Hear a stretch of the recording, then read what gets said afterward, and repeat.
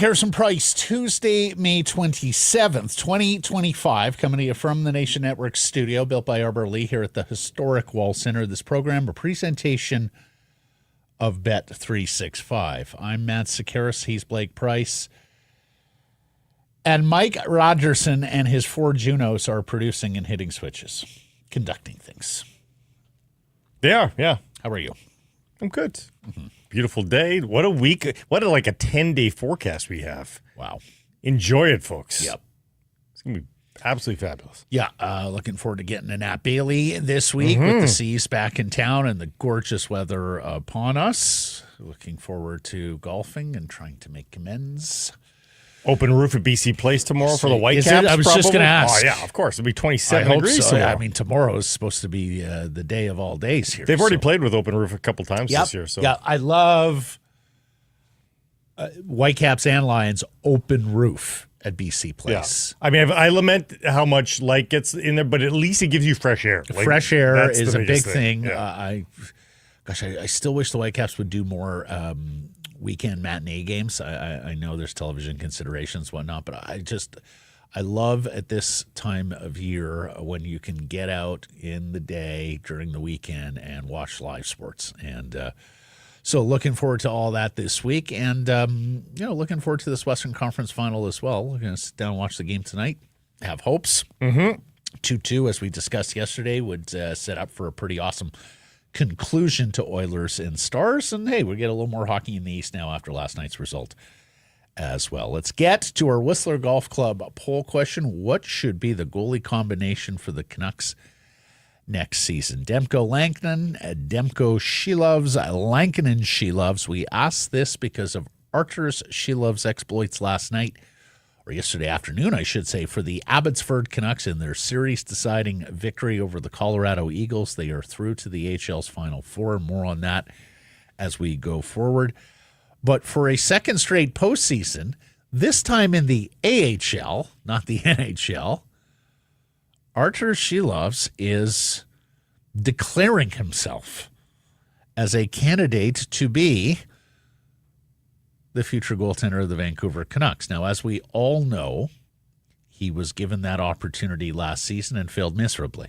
He got 2 victories all year. Both were against the Chicago Blackhawks. He lost the trust of head coach Rick Tocchet, goaltender coach Marco Terranius, after being given the backup role. But the thing is they were a little unsure even going into the season because you'll remember they signed Kevin Lankinen on the eve of training camp, right, with the Thatcher Demko injury. So, the question here is, as we know, the Vancouver Canucks are going to try and run a narrow channel this summer, and that is go out, get a second line at worst centerman and another scoring forward or two with limited cap space to try and turn things around quickly, get back to being a playoff team. Hoping not to part with any elements from that stout defense, hoping not to part with a goaltender, perhaps willing to part with prospects and picks, but the bottom line is Thatcher Demko, is he a player who generates trade interest this summer? Is that a deal that they just can't afford not to make if somebody comes dangling an impressive return for a one-time Vezina Trophy finalist? And so, Blake, ask you the poll, where are you sitting in terms of next year's goaltender combination? Well, first of all, I'll take the easy way out and say you at least owe yourself the conversation on both Demko and Lankinen. You would assume Demko gets you more, but with the injury, I don't know. And let's just explain Lankinen. He, of course, signed an extension with the Vancouver Canucks in season. That contract begins July 1st. Until July 1st, he has but an 8-team no-trade list come July 1st, his full no-move clause And remember, kicks in for a few years. This is the starting goalkeeper for the Finns in the Four Nations face-off. I mean, he got some acclaim here this year. He had a very strong season. He was noticed. So, I think you owe it to yourself to have that conversation. And if you think you can plug a hole, like I got a reasonable hole, not third-line winger, yeah, but a reasonable hole, either a second-line winger or, heaven forbid, second-line center, I think you owe it to yourself to go down that road at least. Yep. But as it pertains to the poll question, as we chronicle, as we take a look at the poll question, I will still say go Demko, go Lankinen. Yep. I'm going to presume you have no route to plug the rest of the holes, and your best route to victory this year is going to be by playing low event, low scoring games. And to do that, I think you go with the Stars. That's it. To remove Thatcher Demko and Kevin Lankinen from this equation really cuts to the core of the way you're going to try and win next year, and that is with goal prevention, stout defense, and doing enough offensively. Because let's face it, adding 3 top 6 forwards is an enormous task. It is probably not going to get done in one off season. Now, I leave open the possibility that you have players who underperformed last year who are going to score more goals this coming year. Nils Höglander, Dakota Joshua, chief amongst them. But I just don't see this team turning into an offensive juggernaut overnight, and particularly with a head coach who we think is defensive-minded in Adam Foote. We shall see. So your DNA, and really it has been the DNA since Rick Tocchet got to Vancouver 2.5 years ago. They play exceptional team defense. 5 skaters and a goaltender all working in unison to keep the puck out of the net. Now, it was far more pronounced last season than it was this past season. That we all know. But to remove one of Lankinen or Demko, really, that takes away from your strength. So we're back to another robbing Peter to pay Paul equation if you think one of these goaltenders could be used to attract one of those top 6 forwards. If Demko doesn't have the injury history, Matt, I'm trading Kevin Lankinen, to the highest bidder. I would do that. But you're keeping Demko in the injury history and remove it? I said if he didn't have the injury history. But it's such a roll of the dice now, and it's a roll of the dice to lean just on Kevin Lankinen. Yep. His sample size of being the guy is pretty damn small. I think so. So the bottom line they re-signed Lankinen. Would there be trade interest in Lankinen? Maybe. But I think what this boils down to is whether or not you get a Godfather offer for Thatcher Demko. Whether there is a team, an organization out there that is so goaltending poor or so believes in Thatcher Demko, and the guy we saw 2 years ago as a Vezina finalist, that they're willing to offer something that you just can't refuse. Which brings me to Rick Tocchet and the Philadelphia Flyers and their goaltender travails. Blake, do you think there's any world where it's possible Philadelphia puts one of their good young forwards in play for Thatcher Demko on his expiring deal? Again, probably not, because of the injury history. Like if they're looking for that goaltender that finally gives them something they can depend on, I don't think that's the droid they're looking for. Here's what. Well, you'd have to be very confident in the medicals and think you could work out an extension or know what the number and what the term is, and then just have holistic belief in all of that, the player, the future, the contract to move forward. Although I'll say this, I just thought of this yesterday. Like, if there is a silver lining to the Canucks not making the playoffs, is it a fully rehabbed, almost brand new Thatcher Demko in training camp? Like, you could make the argument that if the Canucks had somehow squeezed into the playoffs and played 7 more intense games, or God forbid they won a series and played beyond, like, I don't know. The other trade scenario that we haven't talked about, Artie, is do you say this is as high a value as Arturs Silovs will ever have? We don't really believe in him at the NHL level. And if you can get a second-round pick for Arturs Silovs, did you add that to the stable for further trades? Yep. Down the road. Yeah, I was going to bring up Silovs and go, he's a really difficult trade prospect to pin down. In some regards, you almost need like a true believer, kind of like in the Thatcher Demko scenario. Somebody, a team out there that looks at Silovs and says, okay, the weakness is goals from distance, or at least it has been at the NHL level. We think we can fix that. We love what we see at the AHL level. We love what we see in big games. We loved what we see having to drop into a series as the number 3 goaltender, as he did last year in the first round against the Nashville Predators. We think he's a future NHL starting goaltender, and now's the time to get him because he's not going to cost us that either in trade return or contractually. I've seen some people say, "Hey, let's not get carried away just because he's on a heater this spring." Here's the devil's advocate. We were talking about this before, though. Here's the devil's advocate argument: the sample size now of successful storylines for Arturs Silovs is actually getting much bigger than the sample size of bad starts at the NHL level. 3. He's got the Latvian run at the Worlds. He's got the postseason run, Stanley Cup playoffs last year, and now he's got a Calder Cup playoff run on his resume. So really the stinkers that we saw, and granted, they were stinkers. They were horrible. That's actually the smaller sample now versus the successes of Arturs Silovs when the chips are down. That's quite right. And again, this is not I'm not advocating that Arturs Silovs is a star in the making here at all. But you have a body of evidence before you, and I think there's still more reason to be bullish on Arturs Silovs than there is to be pessimistic about Arturs Silovs. Well, and let's remember, Nikita Tolopilo was coming for his gig. Yeah. A couple of times here over the last few years. And if not for a puck handling miscue, maybe he was going to get another crack at it. It was Nikita Tolopilo who got games with the Vancouver Canucks in the final week of the regular season.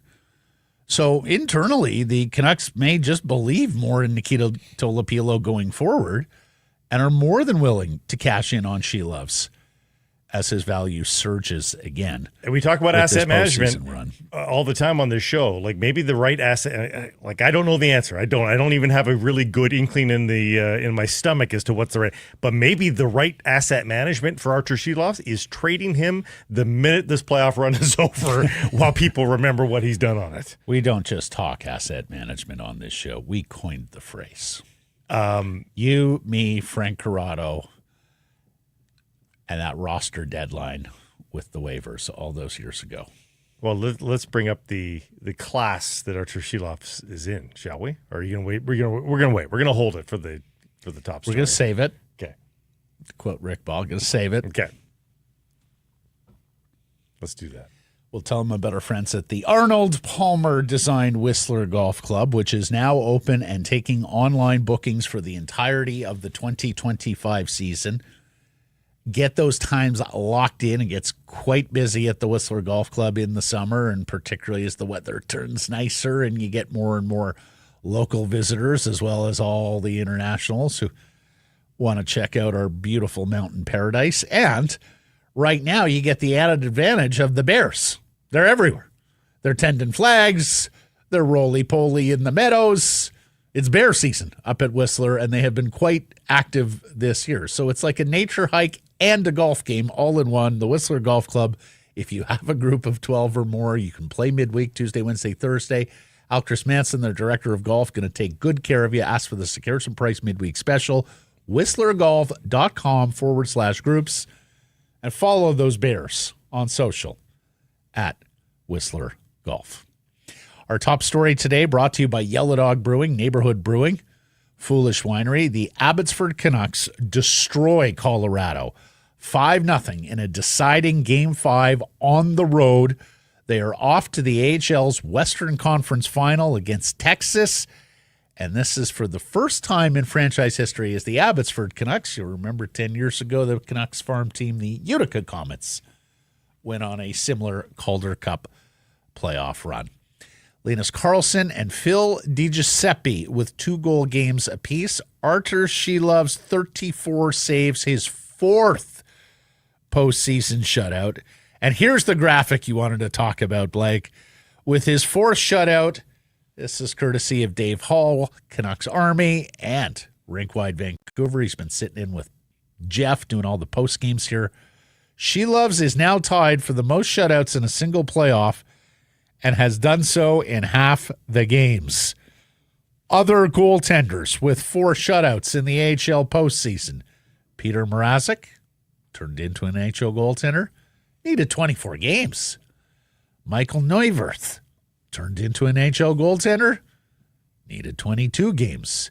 Frederick Kasivi didn't really turn into an NHL goaltender, but he had 4 shutouts in 21 games. Artie has done it in 12 games. 12! 1 out of 3 games, he's pitching shutouts. Kasivi did not turn out to be an NHL goaltender. Did he put up big numbers in the Swiss League? No, he was pretty much a North American pro for his entire. He eventually just a little smattering of DEL and Austrian League in the last 2 years of his career, but that's about it.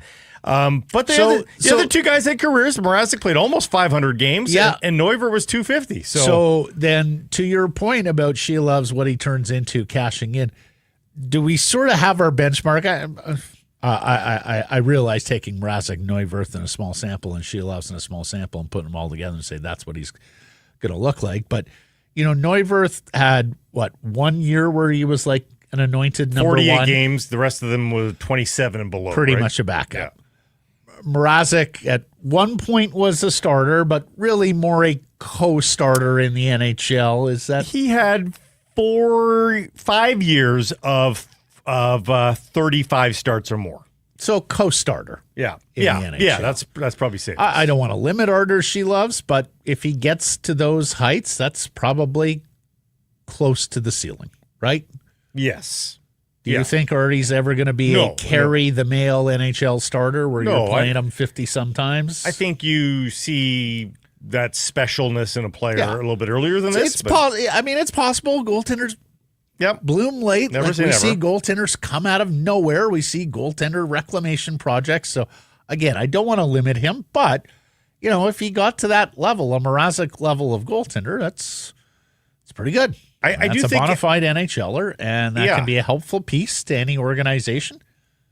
I think it's reasonable to suggest that he will play more than a handful of NHL games. Now, what beyond that, I don't know. Well, he's already played more than a handful of NHL games. He's, that's the other thing about Silovs is he is still very much a goaltender in development. He's 24 years old. He won't turn 25 until next March. That is still quite young. So he plays next year as a 24-year-old. Goaltenders. Yeah, absolutely. Yeah. And, this is a guy with 29 NHL games on his Is he already resume. 29? Okay. Interesting. Well, it was 10 last year. We count postseason on this show. Why would you exclude postseason? I mean, those are the most important games. It's experience, 10 postseason games, 10 this past year, 4 the previous year before he got the emergency call in the playoffs. And you'll remember, he even got into 5 the previous year as they were playing out the string. So it's 29 NHL games for Arturs Silovs already. He's got the size, 6'4", over 200 pounds. A lot of teams discriminate now. They want that big, tall, long-levered goaltender. And the other thing about him is the Abbotsford Canucks have had a dreadful time with starts in this postseason. You got to love the work that Manny Malhotra and his staff have done with this club, but out of the gate has not been the strong suit. They have given up the opening goal a whole bunch. And last night, the form continued. Artie is under fire early in this hockey game. Like within the opening seconds, Colorado has a glorious chance. I saw Dave Hall note 8 saves in the first period, and pretty much all of them were high-danger chances. So he had to be ready to go from the jump, and he was there making stops that if he doesn't, who knows how that hockey game goes, Blake. Yeah. He gave his team an opportunity to find their feet, find their leg, and eventually score the game's opening goal, add to it, get on a roll, and win the game going away. But if he lets one of those in early, who knows what kind of game we're looking at. No, and that's important is, especially in deciding games, is having to the chance to find your feet. And the goaltender can give you that many more minutes of doing that if he's stopping the early shots on goal. So good on him. I mean, all these things are, he's showing that he's not flapped very easily, which is a really good attribute for a goaltender, obviously. Yeah, it is. Going on a Cinderella run with the Latvians, playing playoff games with an expectant Vancouver Canucks team, remember? All of a sudden, there was expectations last year where people thought you should win this game. Well, he had to keep that up. Draisaitl, McDavid, I mean, look at some of the firepower he was up against last year. Now, people are bringing up still the shots from distance. The good news is shots from distance, it should be correctable. Well, it should be correctable. And here's the thing, is that the good news is, in a twisted way, everybody knows that's his weakness. So, the opposition teams, guess what they're trying to do? They're trying to exploit that. So what does that mean? It means you have to rise to the occasion and figure that out. And the fact that teams aren't able to figure him out right now to the tune of 4 shutouts, that means I think he's probably figuring it out. Now, they aren't NHL shots right now. Right. But still, shots from the point with traffic in front is kind of an AHL specialty, actually. They actually can replicate pretty decently. It's the higher skill stuff they can't. But that stuff? Yeah. Well, and the other thing, I like the point you make about his mentality, his makeup, unflappable. And, we got to know him a little bit in some of these interviews that he did. He's your typical, little bit offbeat goaltender. Right? Latvians, man. In some ways, it's just like, he's marching to his own drum beat. He ain't got time to get faced.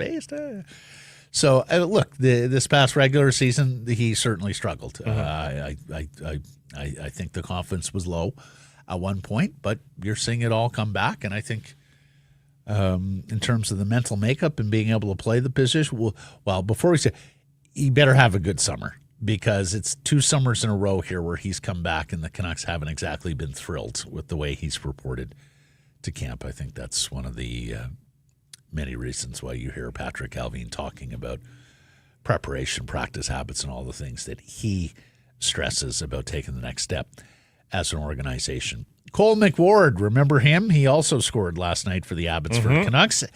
And then Arturs Baines and Ty Mueller each add a pair of assists, and those were very big assists for Arturs Baines, because after being, let's face it, AHL All-Star, the best AHL player the Vancouver Canucks, Abbotsford Canucks had last season, this season did not go as swimmingly. Yeah, he once again got some NHL opportunities, didn't make the most of them. He had gone 8 games with just a secondary assist heading into last night. They needed him to be part of the equation scoring-wise, and he walks away with a couple of primary assists. And then we've been talking about this kid, Ty Mueller. I mean, he continues to consolidate a terrific first professional season somewhat out of nowhere. I mean, there weren't a lot of people saying, keep an eye on Ty Mueller this year. He was just as likely to get buried in the forward depth, the forward ranks available to Manny Malhotra and staff.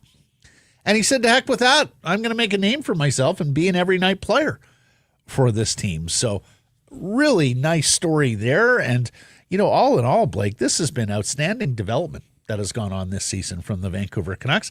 And we haven't been able to say that a whole lot in our 14 years doing the show. It's a shame there's been a couple of injuries where they haven't had everybody to use on a day-to-day basis. You saw Lekramaki having to leave the playoffs at times. Aatu Räty's out of the playoffs right now. But ultimately, for the rest of them, and Kudryavtsev didn't even play 2 games ago. But you're getting enough games played here, even for the young guys that are going through this really for the first or second time, that you can't help but glean a ton of experience. Again, these are high-pressure situations, and you're also extending your, this is like the marathon runner, keep on extending your runs a little bit longer. It's not the end of the world for these guys to play 90 games in the season, to know what that feels like. You don't want it necessarily every year as they're developing to fully exhaust them, but to show them what it feels like to play 90 important games in a season, that's probably not a terrible thing either. So they're all getting a really extended look here this year, and And let's hope it gives some value because, hey, if the Vancouver Canucks somehow are able to pull around a Cinderella season next year or even the season after, it's probably going to come with some ELC contributors.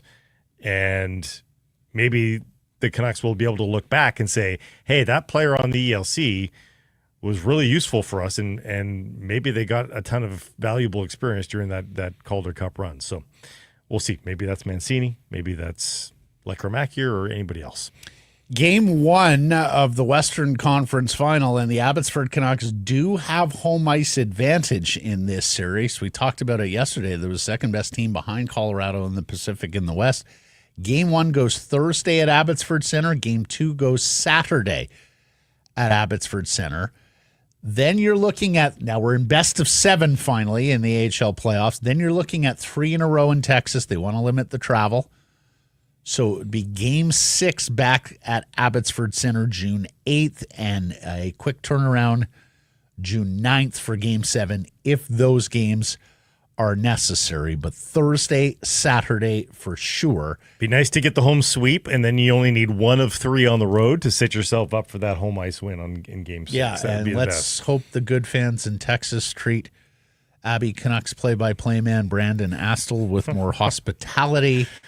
You missed that story. You had a booth invader who threw a chair at him in Colorado. At the end of the first period. So right. That guy was pretty lubed, I think. This wasn't even like Abbotsford up 4-0 late in the game. No, it was Damn the season. It was 2-0 with 42 minutes of hockey left. Brandon told him, go have another beer. Yeah. Oh, and Sammy Blais got thrown out of this game. He has been thrown out of 2 consecutive games.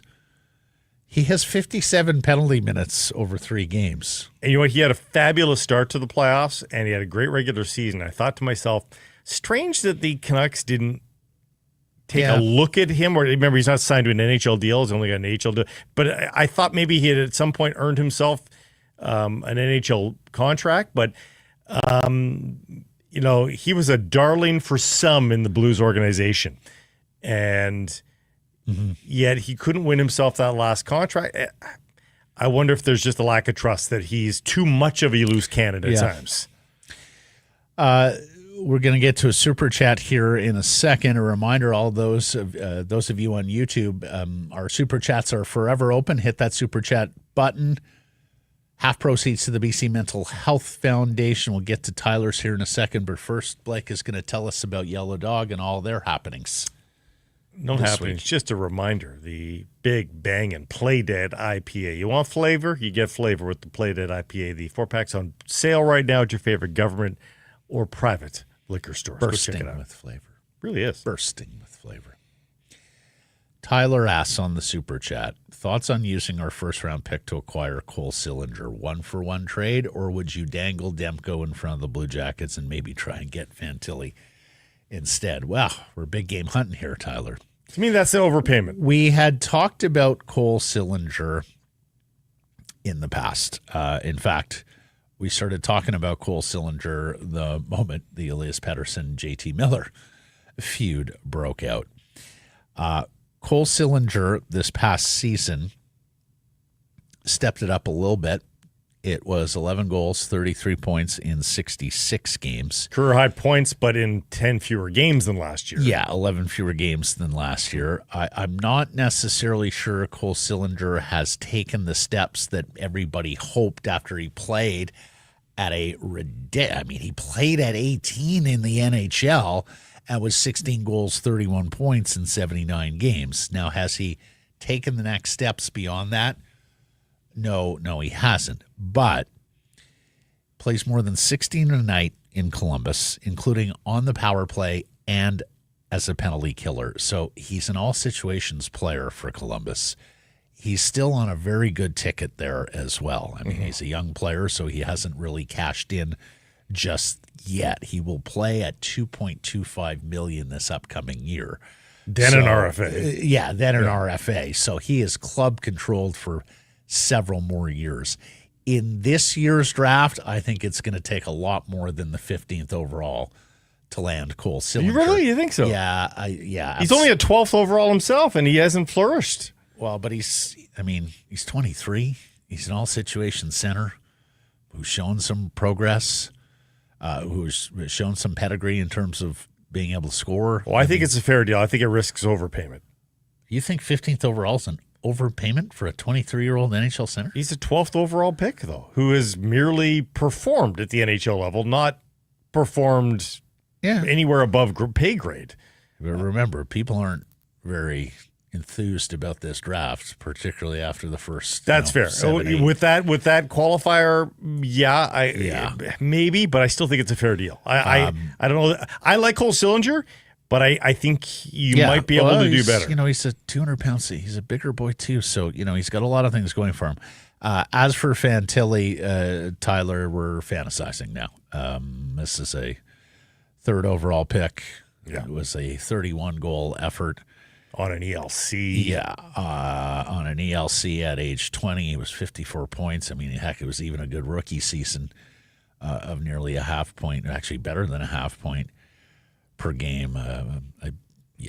They've got no reason to trade him. Yeah, no reason to trade him. Remember, the Columbus was the team that was in the hunt down the stretch. They're looking to finally get into the playoffs, and they have a nice collection of young forwards to be able to do so. So I think you're talking Demko first-round pick plus. If you're shopping in Columbus, how about Boone Jenner? Yeah, he's older, but a veteran character. Fills player. the gap for a year. He's at 3-7. captain, and he's got an 8-team no-trade clause, but I'm not sure Boone Jenner gets you further ahead from the profile of centerman that you have right now. Would he be helpful? Sure. Would he fit into the... His points per game are higher than anybody else except for Paterson. Like, is it 19 and 26 in an injury-riddled year this year? Last year was 35 and 58. Points per game, that's better than Hedl and I just look at Suter. the games played list on Jenner, and terrible. I get a little queasy because there are not a lot of 8s or 7s there. And given that you're leaning on Hedl already a little bit, who's sort of like Boone Jenner, if you can only count on these guys for 55 games a season, boy, oh boy. Jenner will be 32 to start this year, so a little bit, getting up there a little bit. You would have to really believe that he can get back, I think, to the point totals he showed a few years ago if you're making that move as the Vancouver Canucks. Plus, he's their captain with limited trade protection, so I would doubt it. Yeah. I did see Harm Dial wrote a piece today on restricted free agents around the National Hockey League that could be traded. There's also a new trade board at the Daily Faceoff via Frank Saravelli. Harm enlists, and we've talked about Marco Rossi ad nauseum here, so I don't want to bring that up. JJ Peterka is also a name that is out there. Now, whether he can be a all-situation center for you, take the draw, play the position defensively and offensively, I think is up in the air. Of course, his countryman Tim Stützle made that transition with the Ottawa Senators. But Peterka is a very good player, one way or the other. It sounds like he might be getting Jack Eichel fever there, just getting a little tired of all the losing in Buffalo. That's a massive, massive cost for Peterka. Don't get that twisted. The more gettable guys might be in Boston off the Daily Faceoff trade list, and that is Morgan Geekie or Pavel Zacha. We've talked about Zacha in the past. In fact, we talked about Zacha going back to his New Jersey days. Geekie is quite interesting. RFA to be this summer. Will turn 27. Big boy, right shot centerman too, and the Canucks could use that. 6'3", 200 pounds. He broke out this year for 30-plus goals. And look, this was a player that some people thought could be a very good NHLer. You'll remember that Ron Francis and the Seattle Kraken took him in the expansion draft as opposed to Jake Bean and some other players who were available from Carolina that people thought had greater asset value than Morgan Geekie. He played his couple of years in Seattle and really didn't, pretty normal pedestrian stuff, but he has gotten to Boston and he has stacked 17 and 33 goal years, playing 15 and almost 17 minutes a night this past year. He was 57 points. he might be a tricky re-sign for Boston. Clearly, he's got a case for a substantial raise. Zach, on the other hand, has got 2 more years at $4.75 million, which is a reasonable freight too. With a especially in this new cap environment, with a limited no trade clause there as well, only an 8-team trade list. So I have a feeling those Boston centermen might be a little more gettable than the Columbus centerman, and probably at a better price as well, trade cost than Marco Rossi. And reasonable ages, guys that begin with late 20s. Pavel Zacha is 28 right now. Morgan Geeky's 26. Yep. You like that for the Canucks? Yep, I think so. Now, we're talking trade candidates, and Jim Rutherford, Canucks president of hockey operation, has been adamant that he thinks they're going to solve their top 2 center matter via trade more so than free agency. And I caught Elliot Friedman yesterday talking about how this year from hell for the Vancouver Canucks and all the instability in the franchise with both Rick Tocchet walking away, and of course JT Miller wanting out earlier in the year. The instability that has created has hurt the Canucks as a destination in the eyes of free agents and their agents, their representatives. I can understand that. I can understand how there are some who are not anxious to get their players into this milieu with everything that has gone on. I think Adam Foote is going to have to first prove that he has sort of calmed the waters here in Vancouver. That's kind of job one, is just get back to being a regular NHL team the way you operate day to day. But also the uncertainty about Quinn Hughes' future. And I get that as well. If you're a free agent, particularly a plum free agent looking to win a Stanley Cup and looking to go to a team that enhances the chances of winning a Stanley Cup, you've got the same questions that Rick Tocchet has about Quinn Hughes' future. It may not be the hill you'll die on. The Canucks offer you way more money than the next team. That might be enough. Or you just love the lifestyle in Vancouver, or you want to play in Canada, whatever the case may be. But yeah, in terms of agents asking the Vancouver Canucks, like, well, okay, what's the deal with Hughes? Is he going to be there beyond this season? I get that from their perspective as they're investigating destinations. Okay, been meaning to bring this up. Good as time as any.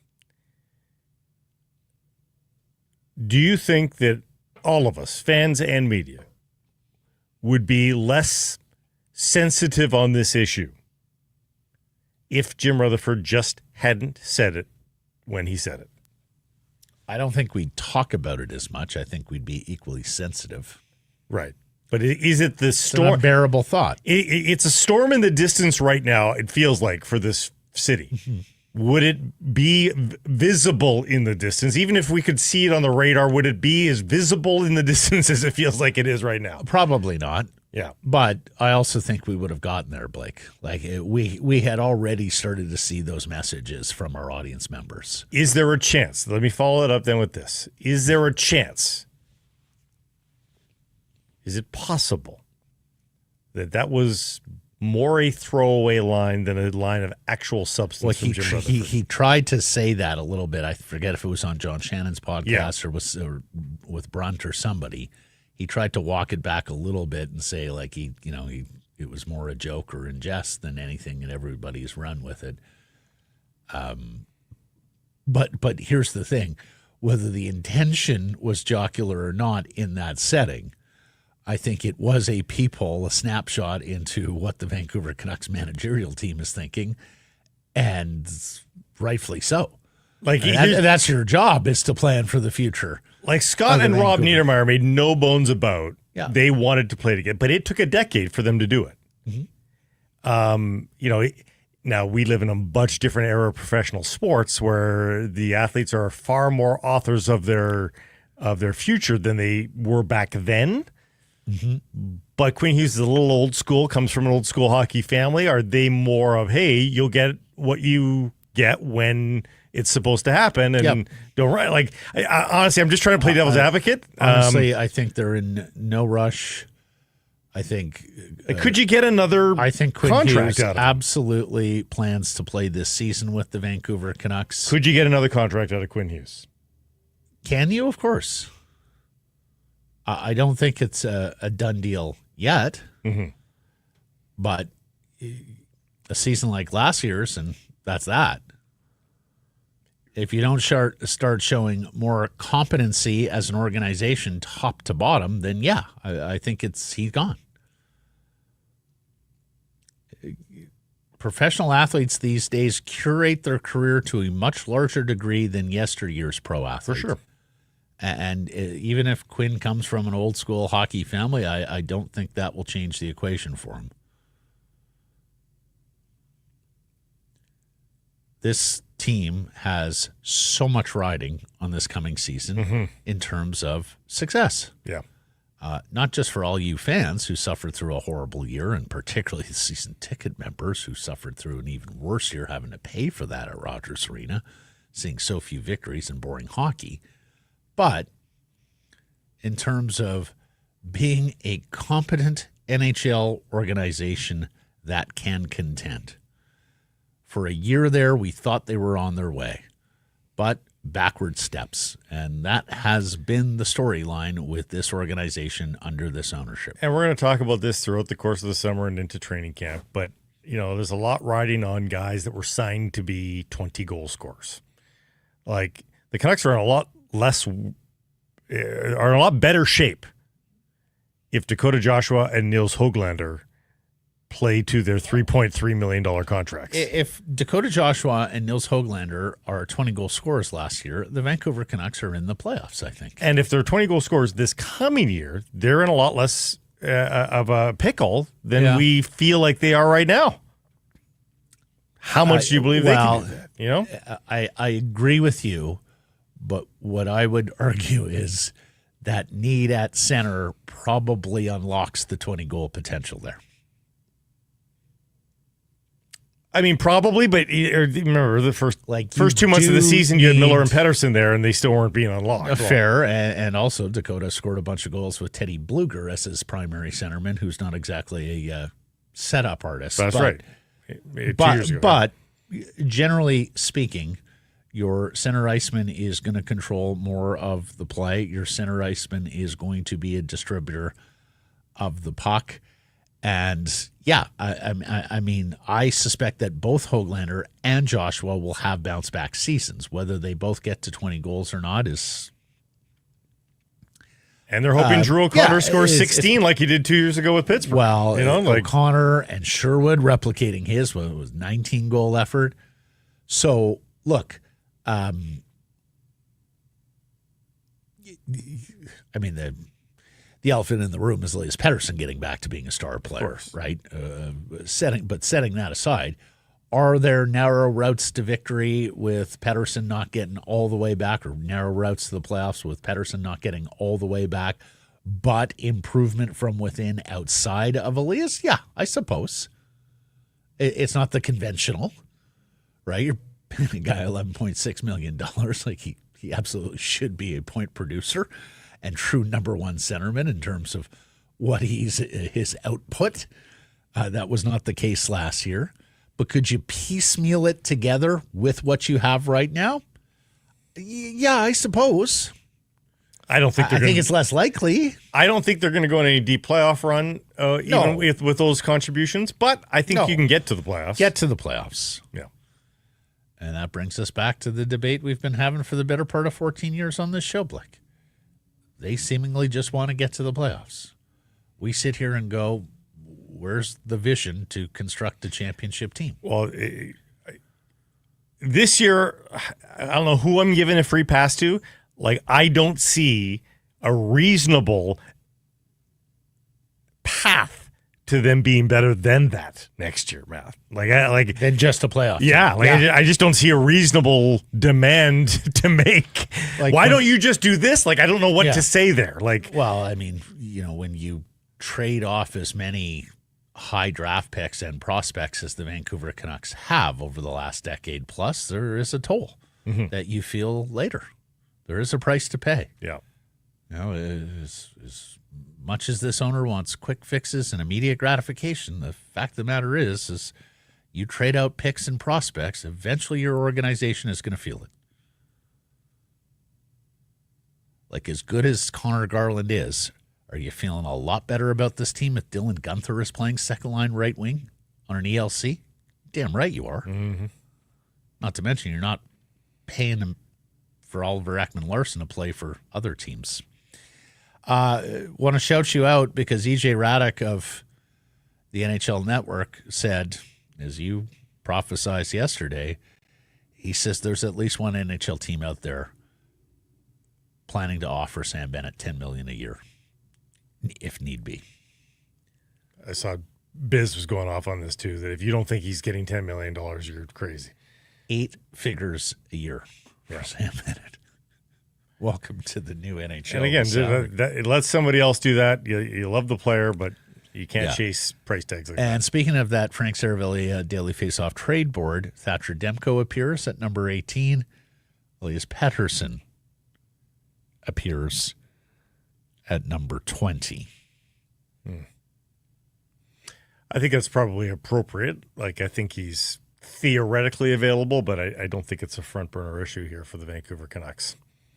Like, building around Pettersson? him. Yeah. I think building around him is a far better. I would really like to know how things are going in Stockholm. And whether he's having the summer. Yeah. How come you didn't do any investigation? I didn't see him running on the seawall. You're all the way out there in Stockholm. Yeah. You couldn't have poked around, found out the gym he was working He was not in any of the pubs. I can tell you that. Which is good news. No, but I agree, and we've talked about it before. I've seen Canucks fans bring it up on social. I think that period from the end of their season, so mid-April, to, a couple weeks from now, mid-June, I think this was the last opportunity for Elias Pettersson to prove to Jim Rutherford, Patrick Allvin, and now Adam Foote that he's a championship centerpiece. And I think if they have reservations about that still, like if they feel, okay, he still isn't getting the message, he still isn't preparing himself or taking this as seriously as we have asked him to, I firmly expect an Elias Pettersson trade. It's going to be draft week. The week as you have said a million times, what you're trying to achieve is easier said with a rehabilitated Elias Pettersson than it is with Elias Pettersson on the trade market. That is absolutely true, Blake. I'm not for a second denying that. But I also think this management team has had doubts about this player from the jump. And I think if Elias Pettersson has not convinced them in the last couple of months here after this terrible year that he's turned over a new leaf and he's ready to be not just a number one center, but that leader, that standard in the organization that Hank and Danny got to, I think they will absolutely be shopping him. Because remember, the worst crime is holding on to an $11.6 million player who continues to scuffle like this. That's the worst scenario of the lot. Making a bad trade and having to put him on the market and trade him at this point in his value, and with that, I get how daunting that is, how intimidating that is, how fearful a Canuck fan is of that trading environment. I share that opinion. But the worst case scenario is you're hanging on to an $11.6 million Louis Eriksson or facsimile. Well, I mean, it's almost of that mind that if there isn't a turnaround here, he's a Vancouver Canuck for life because no one else. Yeah, you're not buying that out, and retaining is just going to put you in such a hole for years and years and years. Like I think that's probably fair. We told you about Greta Barr's great third birthday party on the weekend. One thing we can attest to personally: holding events at Greta. We've held a ton of them at Greta. Canucks Army watch parties, playoff viewing parties, even international viewing parties. An awesome spot for your upcoming party or event. If you need a venue for team building or a summer sociable, check out Greta. Great street food. The arcade is always fun with lots of options. Blake likes Papa Shot. Papa Shot is so popular. You're surrounded by all these retro, lifelike video game, and it's forever amazing to me how much the people gravitate to Papa Shot. And air hockey are probably the most popular things there. Yeah. The street food is outstanding. The poutine is decadent. The smash burger, terrific. For more info to book your event, go to gretabar.com. Greta, 50 West Cordova. Let the games begin. On today's program, we are speaking to Jeff Paterson, who covered the Abbotsford Canucks' big victory last night with Dave Hall on RinkWide Vancouver. Take you through some of the particulars there, including, ask him the question, is Manny making life uncomfortable for Adam Foote already here with all the winning they're doing? Not to mention Arturs Silovs and where that goes this summer and beyond. Tyler Zickel is going to join us from the Vancouver Canadians. Huge week at the Nat. Got a couple of new and highly ranked Blue Jays prospects that are going to make their Nat Bailey Stadium debut. Plus, the weather looks gorgeous, so get on out to the Nat. We'll talk some Whitecaps later in the program as they prepare for a huge week, probably the biggest week in the club's MLS history. You have the Wednesday home game against Minnesota. They're third place in the West, Vancouver first place in the West, so another showdown with this United side that has been one of the closest challengers, that, assuming they have challengers, they're so far in front. And, of course, the big Sunday game at Cruz Azul, Mexico City, the CONCACAF Champions Cup, a trophy is at stake. So we'll talk Whitecaps later in the program as well. Time now for our Bet365 bets of the day. I got a win yesterday. Carolina. I did not, because my Florida bet was shut out, as everybody was shut out. I'm going Dallas tonight. And I, early error and omission, I said Dallas had played one good period in this series. Should take that back. They played the outstanding third period in game 2 to get the victory with all the goals, and then they played a very strong second period in game 3 where they came back at Edmonton a little bit. Pete DeBoer said he liked his game 3 better than the team's game 3 better than game 2. He said he liked game 2 better than game 1. So they're making progress in the eyes of their coach. And, you're almost at must win here, because you lose it, you're down 3-1. You got to beat that team 3 times in a row. You always say Oilers zig when you expect them to zag, right? So give me the Stars at plus 130. I had that as well. My backup. Because if they're going to do what you're saying, Mikko Rantanen has been shut out. He's got to score tonight. He's got to. Plus 170, Rantanen. My bet will lead to your bets. Yep. Want to get on the action in the Stanley Cup playoffs at Bet365? They got you. Game props, player props, totals, money line. You can even bet futures like conference champions, Stanley Cup champions, Conn Smythe Trophy, so much more. Whatever your bet, it's never ordinary at Bet365. Download the app, get in on the game, an official partner of the Stanley Cup playoffs. Must be 19 or older. J-Pat coming up next.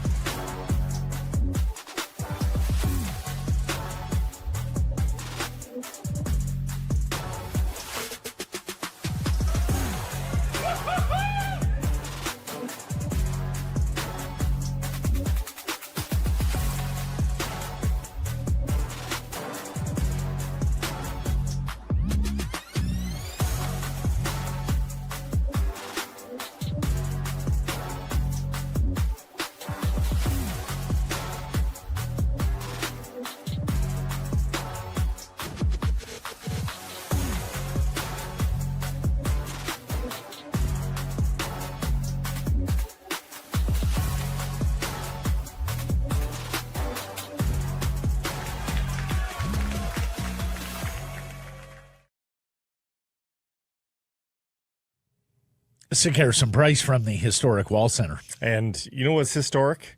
The electric lineup of vehicles from Toyota. The badge that you know and love has successfully, now for decades, made the transition to electric. Started with the Prius, BZ4X, the latest installment in the fully electric lineup of Toyota. Go take one for a test drive today. You'll fall in love. Built for BC, because it can take you anywhere. All-wheel drive option available.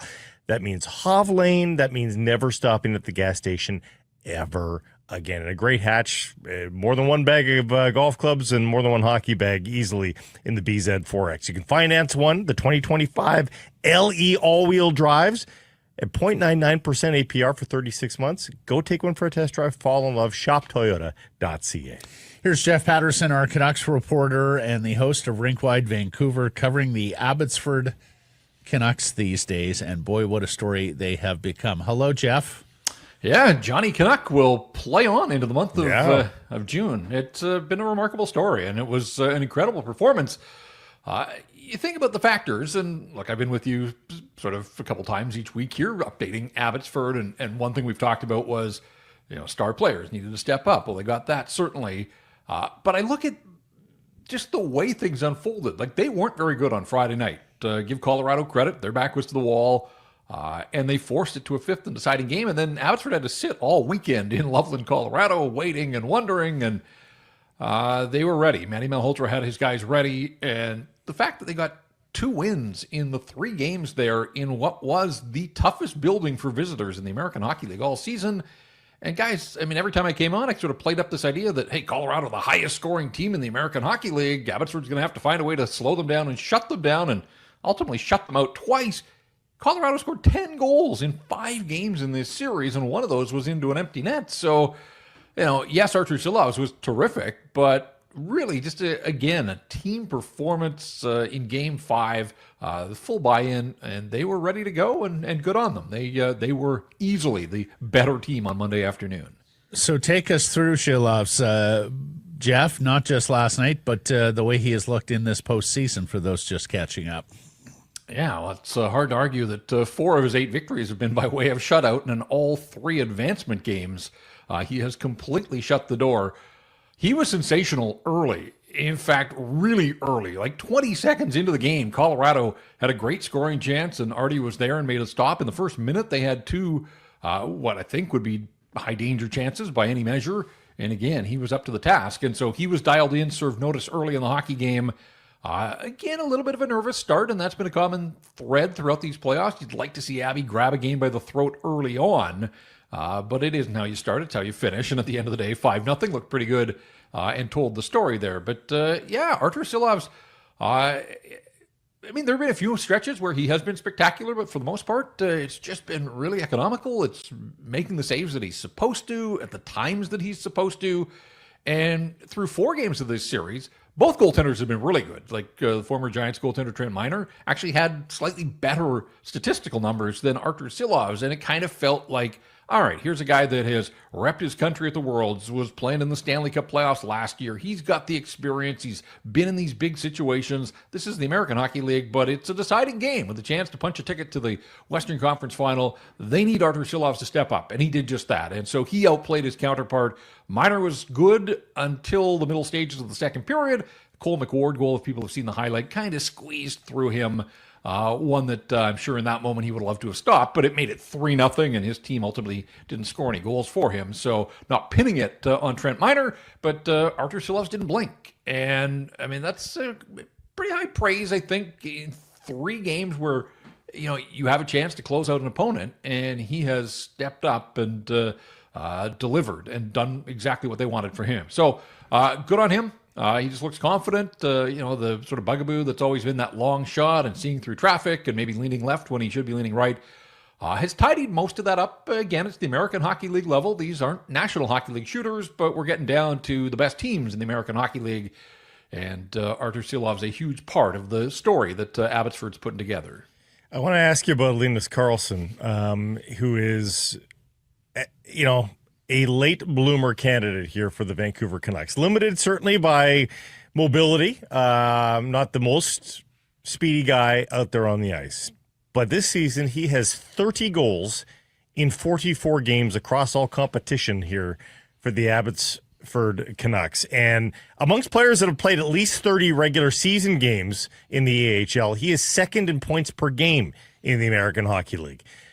Those kind of stats, Jeff, like, you do have to pay attention to them if you're the Vancouver Canucks. Like, there are quad A players. We have to be on the lookout for quad A players that just don't work. The Reed Bouchers of the world, if you will. But is there a chance he's more than a quad A player? Is this a guy that has just figured it all out a little bit later? And again, I'm not predicting stardom in the National Hockey League for him, but usefulness at the NHL level, is it there for Linus Karlsson? Well, I think if you back up his story, I mean, his goal scoring separated him from the pack in Sweden. I mean, it caught the attention of the Vancouver Canucks and National Hockey League teams. And so he advanced up the chain, came over here, and has been highly productive, without a doubt, and was named Abbotsford's MVP, even though he wasn't their leading scorer in the regular season. He was the team MVP this year, and now he has stepped it up big time. The 2 goals yesterday, the one to open the scoring, a first goal in a deciding game, massive. Abbotsford has yet to lose when opening the scoring in the playoffs, so it came late in the first period on a power play, but solid shot, picked his spot, and was able to find the back of the net. You do wonder. Like, it feels like he is one of those guys that is, I dare say, too good for the American Hockey League. He's got himself a one-way contract next year, and so I think all indications are that he's going to be on the big league roster. It's a question of, is he an everyday National Hockey Leaguer? Is he a 13th forward that's going to have to wait for his opportunity? But we saw in his latest call-up in the National Hockey League this ability to get to the front of the net, to take goaltenders' eyes away. He wasn't afraid to go to those areas of the ice. Rick Tocchet plugged him into the playoffs against Edmonton last year because he wanted a little more board battle and the things that Rick Tocchet certainly asked of his players. So it's tough to know where it goes from here, but it does feel like a guy that is leaving the American Hockey League behind. And I'm with you. Not predicting stardom at the next level by any stretch for Linus Karlsson, but I do think that there could be a useful NHLer there, and yeah, maybe it is a case of a guy that's just a little later on the curve than most that arrive at the National Hockey League level. It had been a bit of a struggle for Surrey's Arshdeep Baines, Jeff. He hadn't put up many points during this postseason run, but he gets a couple of assists last night, catches up on Arshdeep. Yeah, a pair of primary assists too, and not every assist is equal. And so earlier in the series, he had a secondary assist on a Jonathan Lecker-Mackey goal. But in terms of getting involved, and he was one of the guys absolutely led Abbotsford in scoring in the regular season, and it had a really quiet, underwhelming postseason to this point. And it wasn't like, oh, he's getting chances and he's snake bitten and he deserves. No, like, he'd been hard to find out there, which really made no sense given his pedigree, the fact that, hasn't played in the NHL the last 2 seasons, but scored in the National Hockey League earlier this year. You were expecting him to be a driver and to make some things happen, and it hadn't been there for Arshdeep Baines. So gets the primary assist, nice cross-ice feed to Karlsson to open the scoring, and I thought that was a big play, and then he picked up the assist on the Cole McWard goal to make it 3-0 that really separated Abbotsford from Colorado on Monday afternoon. So you hope that there is the proverbial monkey that is off the back there now, and maybe it frees him up, and just a reminder of what he means to this team, what he can do, and what he's expected to do. And now you wipe the slate clean and you move on to a best of 7 against this Texas Stars team that's going to pose certainly a number of challenges as well. But wouldn't that be something for Abbotsford if they kind of get one of their leading guys back and feeling better about his game and finding a way to leave an imprint on the outcomes as he did in Game 5 on Monday? Not a lot of time to rest. They're the last team to qualify for the Final Four, unfortunately. So I ask this knowing that I probably know the answer, and they've been very cagey about it, but there's nobody getting healthy that we know about, like Aatu Räty's not waiting in the wings here to drop into this Western Conference final, is he? That's a question that I get more than any on social, and so I made some calls. I haven't got to the bottom of it yet, but I'm hoping that the Vancouver Canucks can tell me and hockey fans at the very least, like, is there a possibility? It's coming up on a month now. He left Game 2 against Coachella Valley, and during this next series against Texas, it'll be a full month. If it's a 4 to 6 week kind of injury, you would think that he'd be back skating by now and knocking on the door late in this next round, or if not, if they advance, be available for the Calder Cup final. The flip side there, and again, we just know nothing. He disappeared from Game 2 down in Palm Springs, and that was the last anybody seems to have seen of Aatu Räty. I guess at this stage, I wish the organization would be willing to come out and say, hey, his season is done. And if that's the case, then it's a bigger question about what happened and how's that going to impact his offseason, because there is a spot waiting for him at the National Hockey League level if he's able to hold up his end of the bargain with a strong training camp in preseason. But would that set him back in any way? So I don't have an answer. But as time marches on, I mean, the hope had to be that if they can continue to play every day, you'd think a guy like Aatu Räty could be a day closer to returning to the lineup, and what a boost that would be in terms of a center iceman with some experience, can add some offense, play in all situations. The penalty kill has been so lights out good without him, which is one of the stories here. 34 for 35 now in these playoffs. I mean, it's just an incredible story to get this deep and give up one power play goal against, but that's another role where you could plug Räty in. So we've put some calls out. They're going to continue to try and knock on that door to see if we can advance the story to some degree. But as I sit here right now, I don't know. And to your point about it being a quick turnaround, this is the American Hockey League. They didn't charter out of Loveland, Colorado right after the game.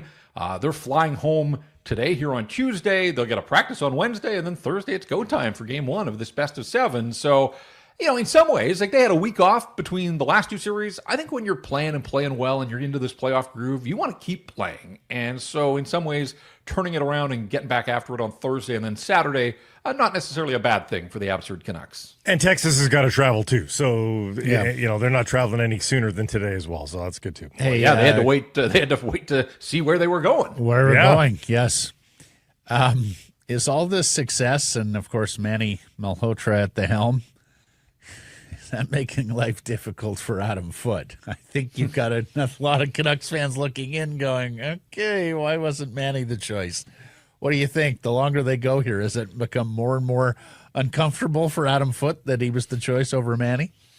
I hope not for Adam Foote, but I think it just reinforces that Manny was a really good choice for Ryan Johnson and the Canuck organization. I mean, there were a lot of questions about, hey, he's been a terrific player, highly decorated, and has paid his dues as an NHL assistant, but he hasn't run his own bench. Well, here he is now taking an Abbotsford team in his first year as a head coach in professional hockey to the Final Four at the minor pro level. So impressive stuff. And there have been a number of moments where I think his coaching came into play here through these playoffs. And I go back to the second game in Coachella Valley where Arturs Silovs got the hook, and the door was open at that point, I think, for Nikita Tolopilo to maybe get some leash. And Tolopilo fumbled the puck behind the net. Coachella Valley won in overtime, and Manny went right back to Arturs Silovs, and that's proven to be the right call. So good on Manny Malhotra for reading the room and having the faith that he did in Arturs Silovs in that moment. And then there's just been some tweaks here along the way, and just lineup decisions. And even yesterday for a pivotal game, sits Akito Hirose down and brings Kirill Kudratsev back into the lineup because I think they wanted a little more puck-moving utility and the power play as well. And they ended up winning the special teams battle. And guys, I really liked the second period on Monday afternoon. You're up 2-0. We always hear about the worst lead in hockey. We've seen Canuck teams at higher levels sit back and try to defend their way to victory, and hasn't always worked. And I think the second period on Monday was maybe the best period of hockey that the Abbotsford Canucks have played in this playoff run. They extended their lead to 3-0. They really aggressive, dictated the way the play was, the pace of the play, spent most of that period in the Colorado end. And so instead of just sitting back and trying to bar the door, they pushed on, and I really like that. And I think that comes from the coach. There were quick shifts, guys were fresh, they were ready, and just continued to up the pressure on the Colorado Eagles. And ultimately, they didn't have a response there. So again, it's been a team effort, and Manny is the guy at the controls, and so he deserves certainly some praise through all of this as well. We did a prospect rundown with Cam Robinson yesterday, but one name we didn't ask him about, and he is completely forgotten, I think, for most Canucks fans. And yet, correct me if I'm wrong, he seems to be used a lot by Manny Malhotra. Cole McWard, what is going on there? Again, just 23 years of age. Yeah, you look at the depth chart now and you think Tom Melander and Victor Mancini, and it certainly looks on the surface like those guys have already moved past Cole McWard. I was a little surprised, quite frankly, when I saw that he was only 23, I guess, as a college guy coming out. But he came out earlier than most college guys, so that's part of it. But yeah, he's just steady at the American Hockey League level. They've got other guys to do heavy lifting on the offensive side, whether it's Christian Wolanin or Kudratsev. But, some of the unsung heroes on this playoff run, Guillaume Brisebois playing with a broken nose, suffered in game 1 against Colorado, has the full cage going, hasn't impacted his play at all. I watched Jet Wu, and I've watched Jet Wu closely through these playoffs, and quite frankly, as physical as he is, I am a little surprised that he hasn't been able to get an NHL look. But now it feels like there's a logjam in front of him, and his contract's going to be up at the end of the season, so we'll see if he elects to find a different path or if he stays in the organization. But no, I mean, Cole McWard, it's hard to find sort of any weaknesses in his game at the American Hockey League level. It's not about flash and dash. That was his first goal of the postseason. I think he scored 6 in the regular season. But yeah, it's going to be interesting to see if he can carve a path forward here just as they go about adding to the defensive ranks. They certainly have addressed the right side, and it does look like there are a couple of guys between him and an opportunity again in the National Hockey League. We'll see where it goes, but he's been really good, as all of them have. And when you give up 10 against a high-scoring Colorado team, you know that it's not just the goaltender, that everybody pulling on the rope in the right direction. And on Wu, guys, we're talking about Linus Karlsson. Does he get a chance? Linus Karlsson's 25. Jet Wu, not yet 25. He'll be 25 in the summer, but Jet Wu feels like he's 27 to me. But he's 24. For sure. Yeah. Yeah. I'm not sure. Again, everyday NHLer, no, but I just by the service to the organization, and when you see him at the American Hockey League level, he's a rugged guy. He plays that way. He's not afraid. He finishes every check possible, and every third game it seems like he's got the big spectacular hit in his toolbox as well. And he's had a call-up or two at the NHL level, but still hasn't cracked the NHL lineup, and I don't know if it's going to happen for him. But I hope that he's enjoying this run, as all these veteran guys. I mean, it's not glamorous in the minors, but they do play for championships, and here they are, one of 4 teams still alive in the chase for the Calder Cup.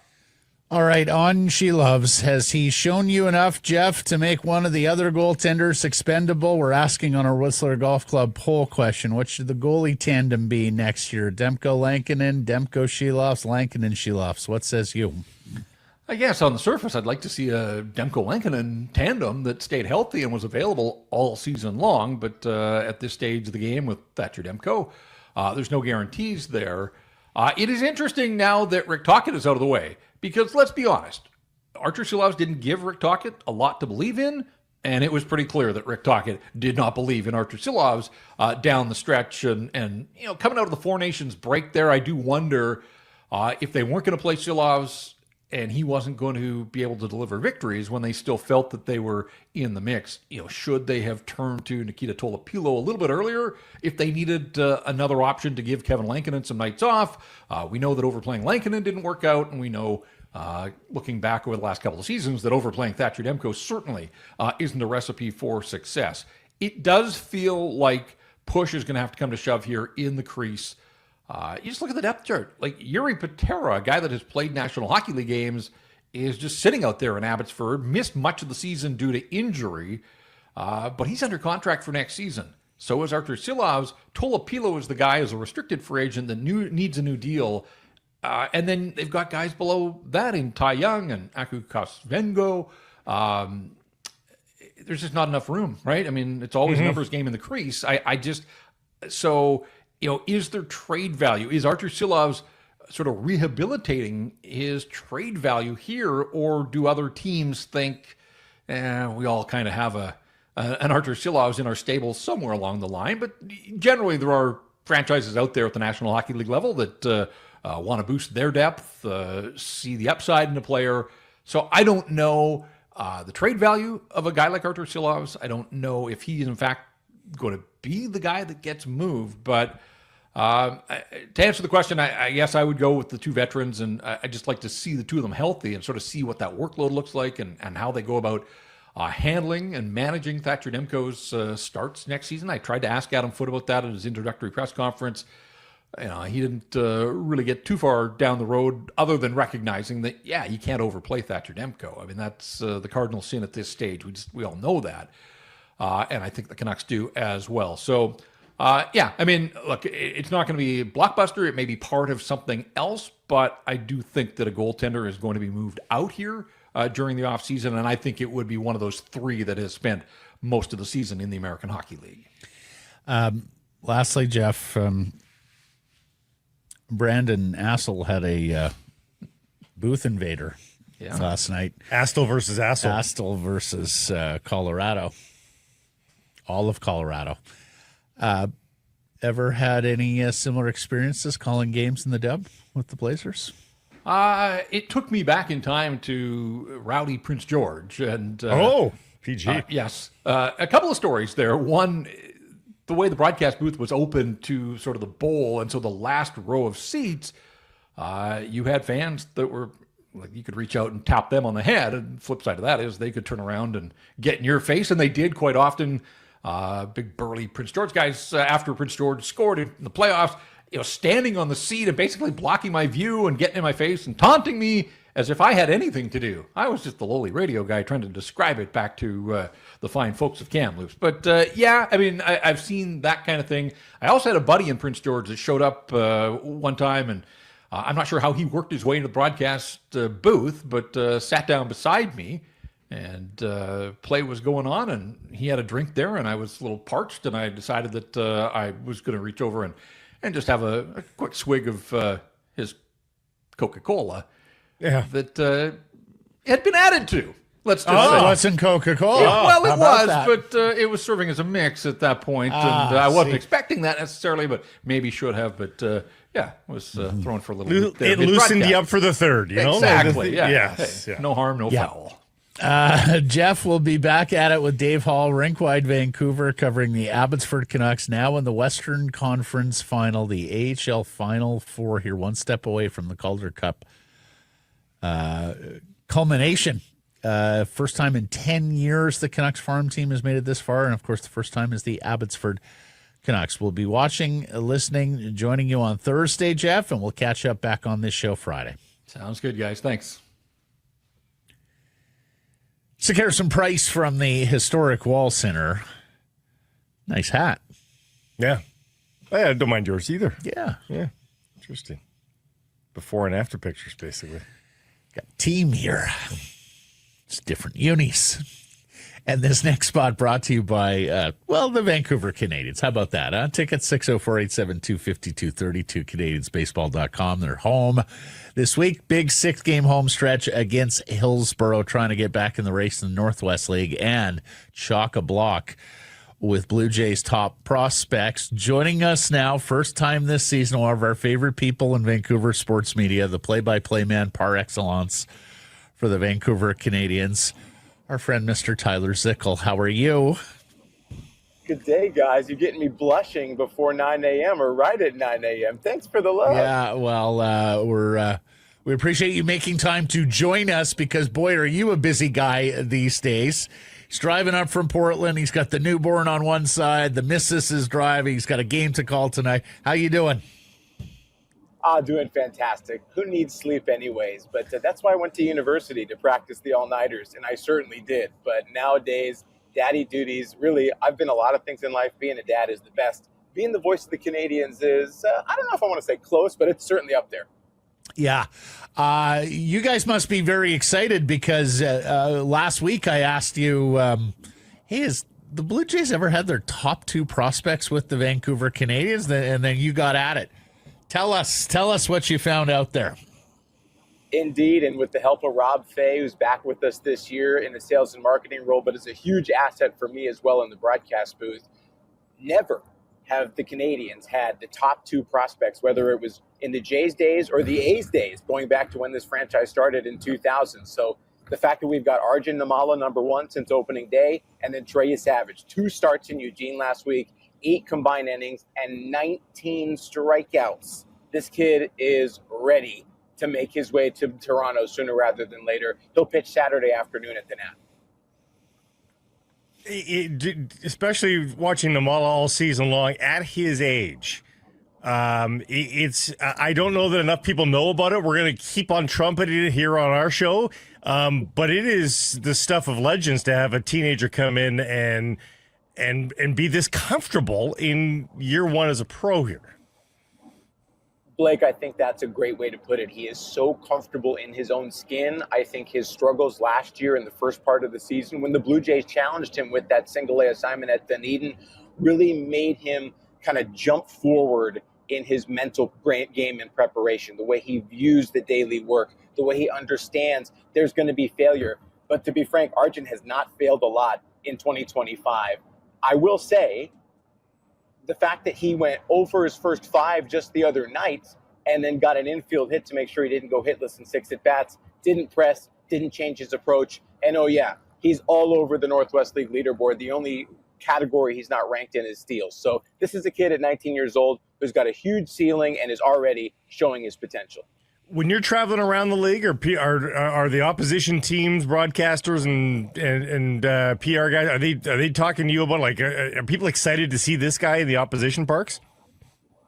Yeah, 100%. I think a guy I think about back in 2021 who had a similar aura was Julio Rodriguez when he played for Everett. Of course, he's doing his thing for the Mariners these days.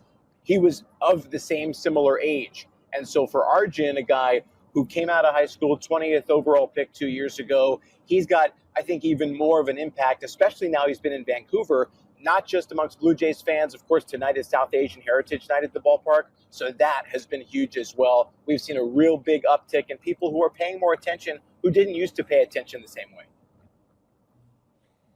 I got a note from some friends who were Blue Jays fans the other day, Tyler, saying, hey, I've heard you talk about this Savage pitcher who's up with the C's now and the best pitching prospect in the Jays system. They're like, how hard does he throw? Was he throwing 99, 100? And I'm like, no, I don't think it's quite that. For those who don't know, tell us about this Savage guy and how he gets it done.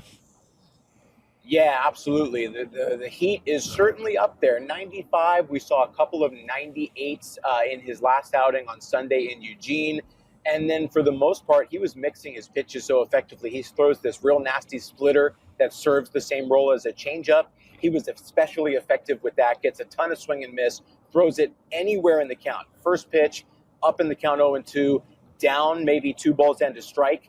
And he's not afraid to go after guys. You can just tell he's got the poise. He keeps his mitt right in front of the mound. There's my daddy duties right there, a little pacifier for you. Not my glove. He keeps the mitt right there in front of his face. And so he just has this chutzpah, this gravitas out there on the mound for a guy who's in his first pro season. But Keith Law of The Athletic ranked all of the guys who were drafted last year in terms of their MLB readiness. He put Trey Savage at the top of that list. And after seeing 2 starts, certainly a guy who is living up to those expectations. And rumors were maybe he would skip high A Vancouver, go straight from single A to double A New Hampshire, but that's not the case. We're going to have him for at least a few more turns in the rotation. Yeah, that's fantastic. And one more guy to ask about, he's Wednesday starter, Cal Steven, another high draft pick and another guy who's off to an awesome start in his professional career. Tell us a little about Steven, tomorrow's starter, Tyler. Yeah, Cal has been great. He made his first turn last week in Eugene. Somebody that at the number 10 Blue Jays prospect by MLB Pipeline, certainly people have started to hear about, but he's still getting his feet wet as a pro as well. He wasn't quite as dominant as Savage was in his debut, but he's another one of those big guys who comes down the slope at you with a great over-the-top action and somebody who as well can really rocket through the system once he kind of feels his roots a little bit here in high A, now that he's facing a little bit stiffer competition. I'm excited to see him make his Nat Bailey debut tomorrow, and certainly someone along with Savage. And I want to shout out Gage Stanifer, who's been piggybacking with Trey Savage. Stanifer's not a ranked prospect, but has really come onto the scene strong this year. Another high strikeout type guy. He struck out 7 guys after Savage struck out 9, and the C's struck out 20 batters in that game on Sunday, thanks in part to those 2 guys. And with Cal Steven in that mix as well, it's become really what was already a strength, the starting rotation for the Canadians. It's gotten even better. Yeah. Well, the weather looks glorious. It should be an awesome week at Nat Bailey. There'll be tons of prospects on the field to watch, some of them making their debuts in Vancouver. Now we got to get some wins, Tyler. Now we got to get back in this race here in the first half. Yes, exactly. I think the stat that really tells the story this year for the Canadians, 1-11 in games decided by 1 run. Yeah. You almost have to try intentionally to do that. And you both know baseball is a game of luck as it is a game of skill. As soon as the Canadians can start to flip the script in those 1-run games, there is no doubt they've got the talent. They can put tons of runs on the board, second highest run differential in the league, trailing only first place Hillsborough, who's in town this week, as you mentioned, Matt. And they do this stat called X wins and losses, where they compile your record based on your run differential. And if that was the case, the Canadians would be in first. So as you can see, there's just a couple things that need to kind of flip the switch on. And starting tonight, it's 21 games left in the first half. And of course, if you win the first half, you punch your ticket to the postseason series and you have home field advantage. Yep. South Asian Heritage Night with post-game fireworks here on Tuesday. You've got Arjun Namala, the reigning Northwest League Player of the Week. Cal Steven, his first start at the Nat Wednesday, and then Trey Savage, his first start at the Nat Saturday afternoon, Friday nooner, family fun Sunday, white spot, all happening in Nat Bailey. Tyler, thank you for the time. Great to see you, my friend. Always a pleasure, fellas. We'll keep a yard dog warm for you to share Lady and the Tramp style. And also, thanks for rolling with my my mobile studio today as I make my way back to the Nat. No problem, man.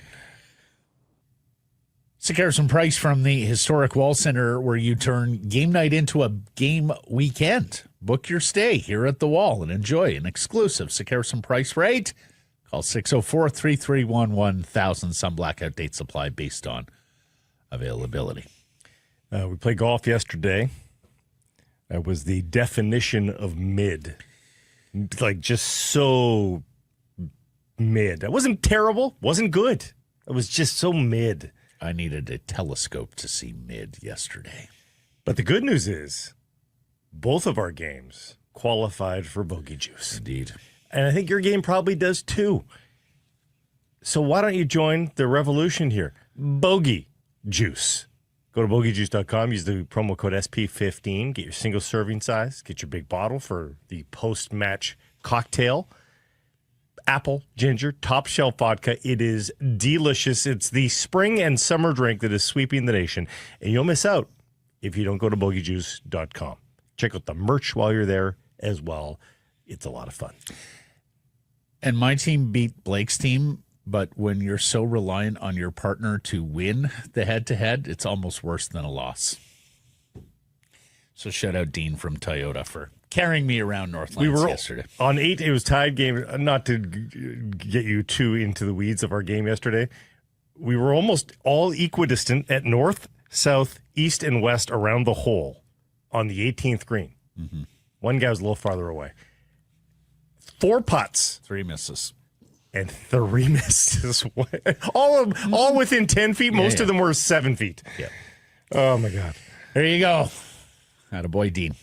Caps announced a watch party for Sunday at Terry Fox Plaza, BC Place, for that 6 p.m. kickoff versus Cruz Azul in the CONCACAF Champions Cup final from Estadio Olímpico Universitario.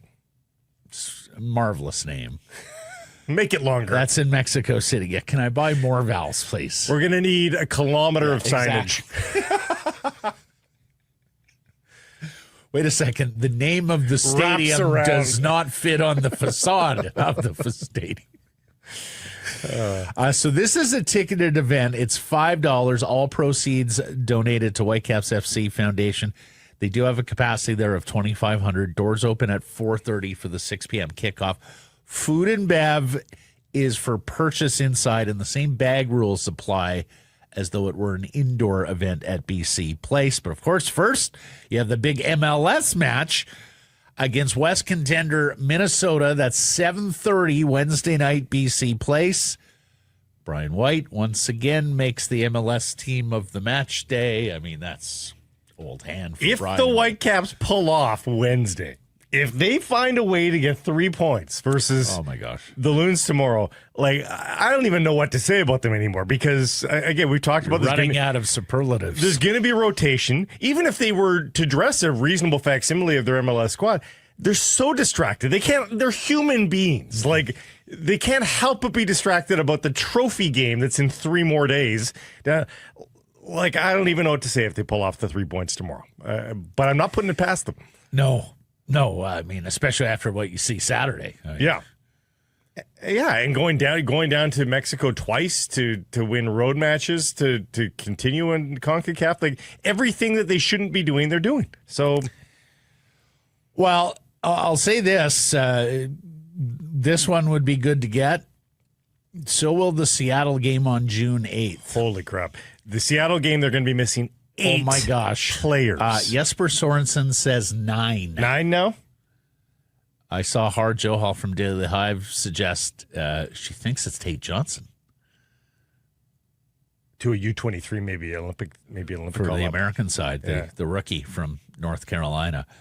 So that international window is coming, and the June 8th home match against Seattle, the Caps will be without 9 players. Jesper Sorensen, to me, it's a little bit ridiculous. We have to play a game where we have 9 call-ups for the national team. Let me see if we can name them all here. This is Brian White, Sebastian Berhalter for Team USA with Tate Johnson. 3 Canadians. That's Jaden Nelson, Ali Ahmed, Sam Adekube. Mm-hmm. Then you have Kubas and Vitae. Mm-hmm. Who am I missing? Well, Tate would make 8. Is Priso on the Canadian long list? He's on the long list, but he's not. He didn't get the call to the team. Who are we missing? Nope. It must be South American. Nobody. Yeah. Anyways, needless to say, the depth will be tested in Seattle. Well, it's a goodie, you know. Give you a little homework. And then there's this. I saw Glass City pick this up. You know, when you do, as we know, MLS is not the top level in international soccer. And yet, so when you do well in this league, you are going to have people going, oh, what's the secret sauce there?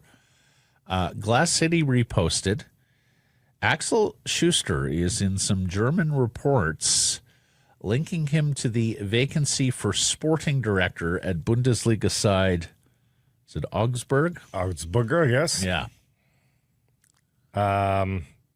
So we'll see where that goes.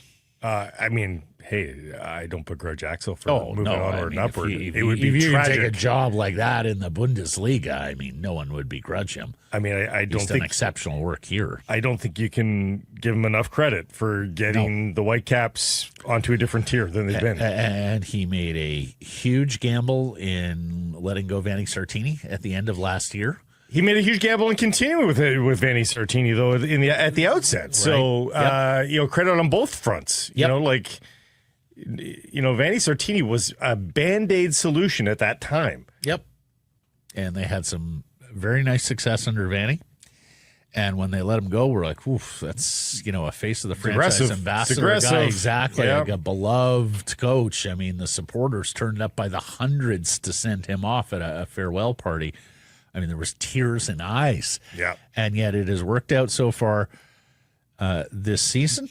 And, years and years ago, Blake, he was talking about the Philadelphia model, that we're going to have to do it a little bit differently than some of the other top sides in MLS that can go out and spend big on these international stars. And he's delivered exactly what he forecasted all those years ago. There was a plan. He stuck to the plan, and the plan is paying dividends. And Matt, guess who's in first place in the East?